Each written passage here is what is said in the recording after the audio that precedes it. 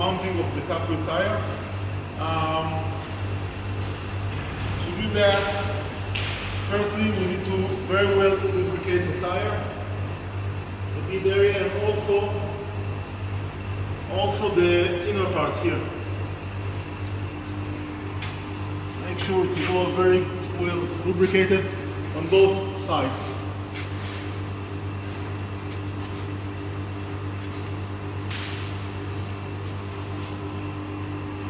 Do not spare the grease or soap or whatever.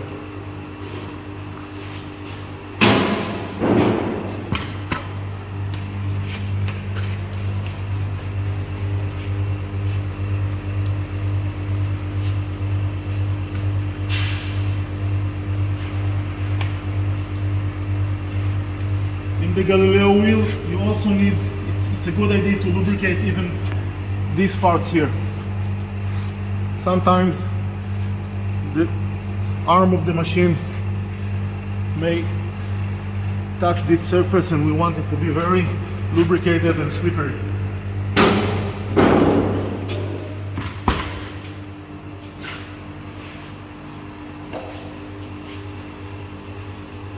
Okay, there are a few types of rims. This is the shallow one, it's a W rim. If we had to install the tire on this type of rim, we would have to use the teeth of the machine from the back side. We will have a tutorial, separate tutorial to show that. Normally when you have a DW rim, meaning double well or deep well, there are two steps. So this part is much lower. Mostly we preferably use these DW rims for all of our tires. And usually when we're using this type of rim, it is fairly easy to mount the first bead in. I'll show you how we do that.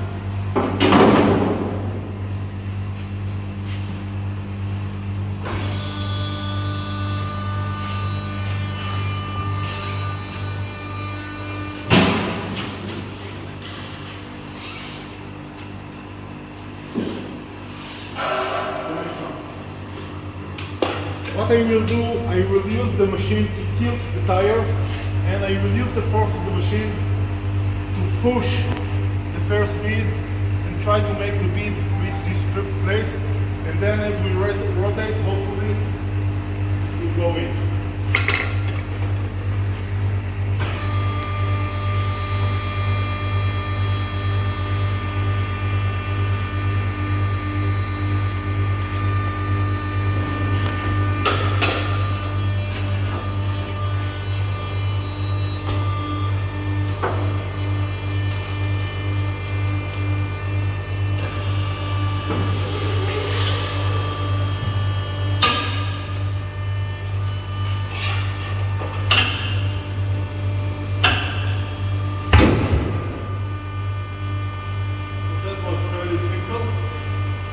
Now let's go to the other part.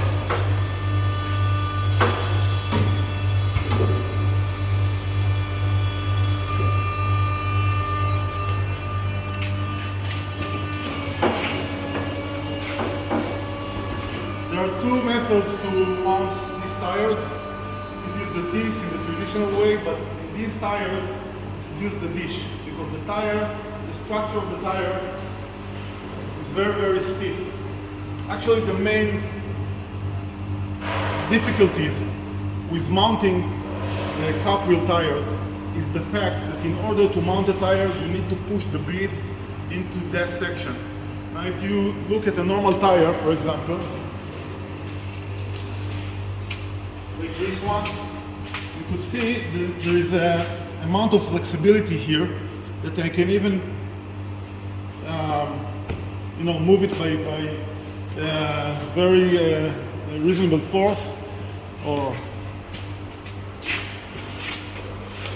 all these tires are, especially the radials, are very flexible. The cap wheels are very, very stiff. This is why they are maintaining their lateral stiffness with or without air, regardless. So in order to mount the tire, firstly we need to use the clamp.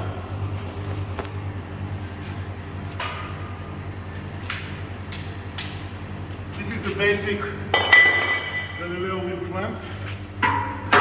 And the main difference between this clamp and the traditional clamp that normally are being used is that the normal clamps are clamped into the ear of the rim, and if there is a lot of tension, as we're going to have with this type of tires, we are risking of making a dent or even bending slightly the shoulder of the rim. It will not cause a leaking problem because the seal is on this surface, on this 7-degree slope. So the main difference is that we are anchoring our clamp here on this part rather on that part. Now, in some sizes, we need to make an extension for the clamp to accommodate the larger diameter. Otherwise, when you rotate, we need the clamp to get a grip on the bead somehow. So,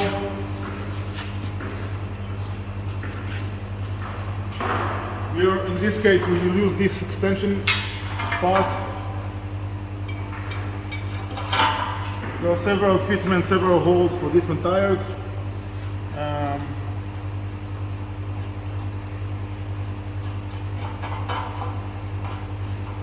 Now, to use the clamp, there is a securing screw, but we don't need to open it all the way because once the screw is away from this notch here, then we are able to open it like this. So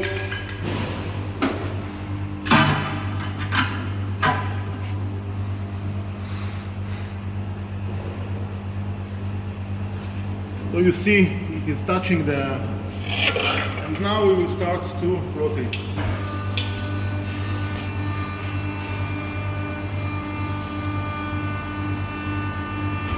And now we will attempt to use the dish instead of the teeth.